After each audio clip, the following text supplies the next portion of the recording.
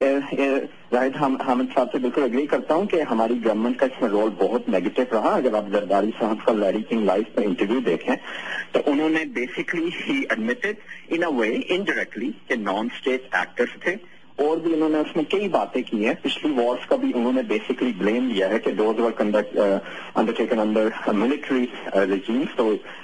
تو وہ بھی ہمارے یعنی خود ایک طرح کا ایڈمیشن انہوں نے کیا ہے. اور بھی کچھ نیگیٹو باتیں حقانی صاحب کا آپ دیکھیں تو ایک یہ کیس بلڈ کرنے کی ضرورت تھی. طلعت صاحب اور ہمارے ادر جرنلسٹ نے یہ کیس ایک طرح کی ڈاؤٹ کریٹ کیا تھا بیکاز آف جو پہلے ہوا ہے سمجھوتا ایکسپریس کا ہمارے اوپر ذمہ داری آئی تھی اس کی. اور ایاز میں معذرت چاہتا ہوں بیکاز یہ جو ٹائم ریسٹرینٹ ہے, کیونکہ میں زید حامد صاحب سے زیادہ بات کرنا چاہتا ہوں پاکستان سے. لیٹ نائٹ ہے, آپ ٹورانٹو میں دن ہی ہے آپ کے پاس. Let me talk to him then well talk to you later. Okay, بڑی میں معافی چاہتا ہوں. جی زید حامد صاحب, ہیلو. جی میں اب صورتحال جو بھی ہے جس طرح کی بھی ہے, اور جو ایک مایوسی کی کیفیت ہے اور لوگ پریشان ہیں, یہ جو ایک کیفیت اب پیدا ہوئی, مثال کے طور پر جو جماعت الدعویٰ کے جتنے سینٹرز بند ہوئے ہیں اس میں بہت سارے ایسے بھی تھے ہیں کہ جو انسانی خدمات کر رہے تھے, غریب لوگوں کی مدد کر رہے تھے, اور مدرسے بھی تھے. اس مدرسوں کے علاوہ لائک ہاسپٹلز اور دوسرے ویلفیئر کی جو پروجیکٹس تھے, اور ان کی وجہ سے میرا خیال ہے بہت سے دوسرے پروجیکٹس پہ بھی اثر پڑا ہوگا. تو آپ کی اس پہ نظر ہے کہ جو نقصان پاکستان میں اس قسم کی جو انٹرنیشنل, آپ اس کو سازش کہیں, انٹرنیشنل آپ اس کا پریشر کہیں, اس کی وجہ سے پاکستان پہ ہو رہا ہے؟ جی, اس کا تو بہت زیادہ نقصان ہمیں ہوا ہے کہ دیکھیے اگر آپ ریلیف ایجنسیز کو, ریلیف سروسز کو بند کر دیں, کیونکہ ہمارے ملک میں تو سارا ریلیف کا کام پرائیویٹلی ہوتا ہے, چاہے عبدالستار عیدی کریں یا جماعت الدعویٰ کریں یا الخدمت والے کریں یا چمپا ایمبولینس والے کریں, اس طرح کے تو پورے پاکستان میں نیٹ ورک پرائیویٹ ہی چل رہے ہیں, سرکاری لیول پہ تو ہے ہی کچھ نہیں. اور جب 30-40-50 ہزار لوگوں کی تعلیم, ان کا خوراک, ان کا کھانا, یا لاکھوں میں لوگوں کے کھانا پینا, تعلیم, خوراک ایک رات اوور نائٹ بند کر دیا جائے گا تو معاشرے میں بڑی تکلیف ہوتی ہے. لیکن اس بات کو بڑی شدت سے محسوس کیا گیا ہے مذہبی اور سیاسی جماعتوں میں, اور الحمدللہ ہمیں فیڈ بیک یہی ہے کہ پارلیمنٹ کا اجلاس اگلے 3-4 دن میں ہو رہا ہے, اور اس بات پر آواز اٹھائی جائے گی شدت سے کہ یہ کیوں کیا گیا ہے بغیر ثبوت کے, کیونکہ بات یہ ہے کہ کوئی ثبوت نہیں ہے ابھی تک.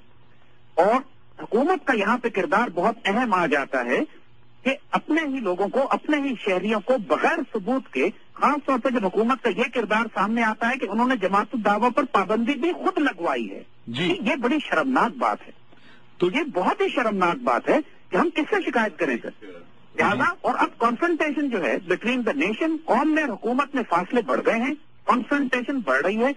اس حکومت کے مستقبل تو مجھے بالکل تاریخ نظر آتا ہے. جی جس طرح یہ جا رہے ہیں. جی ویسا میرے پاس ایک ہمارے مہمان بھی ہیں یہاں پر, اور ایک ہمارے ایک بہت مشہور شاعر یہاں شکاگو میں مقیم تھے, ان کا کچھ برسوں پہلے انتقال ہو گیا, خواجہ ریاض الدین عطش صاحب.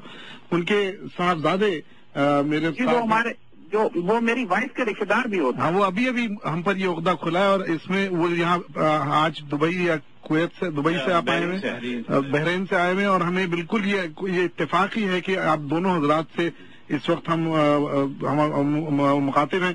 وہ یہاں اسٹوڈیو میں بیٹھے ہیں. شرف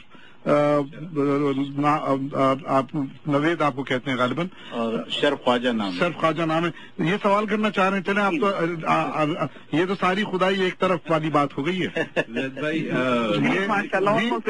جی ہاں, وہی تو میں نے کہا کہ ساری خدائی ایک طرف, جورو کا بھائی ایک طرف. زید بھائی السلام علیکم. آپ سے وعلیکم السلام. کیا حال ہے؟ خیریت الحمدللہ. آپ سے گفتگو یوں ہونی تھی.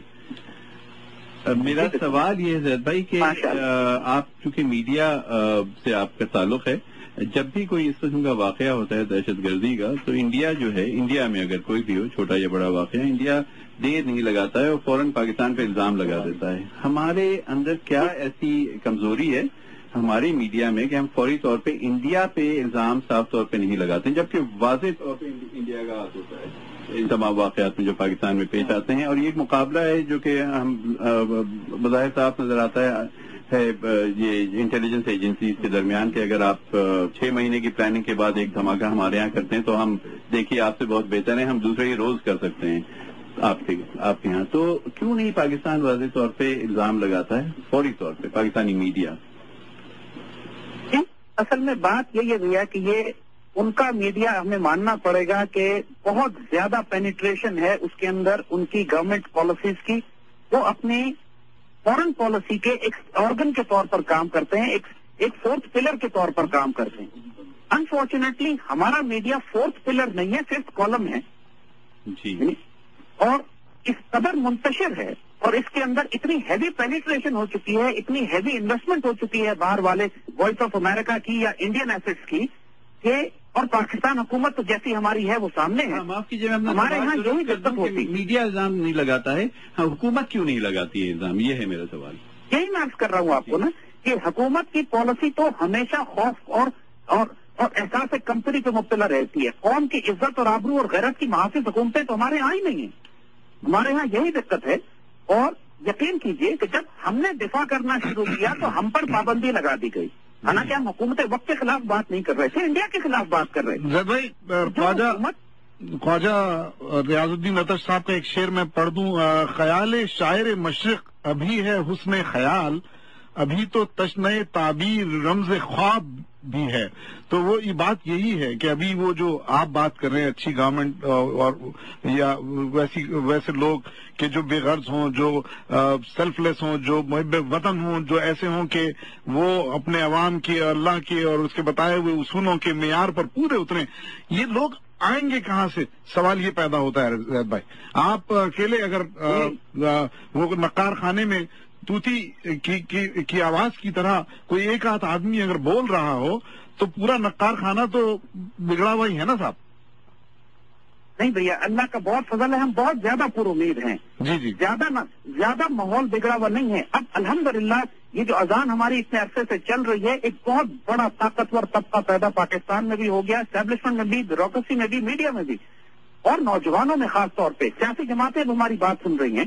اب پوری دنیا میں ماشاءاللہ پاکستانی جو درد محبت پیار رکھنے والے ہیں اس ملک کے ساتھ, وہ آمادہ ہیں اس ملک کی خاطر واپس آنے کے لیے کہ ذرا پر ان کو یہاں پہ کوئی اشارہ مل جائے کہ یہاں پہ آ کے کوئی جگہ ان کے پاس ہو کام کرنے کے لیے.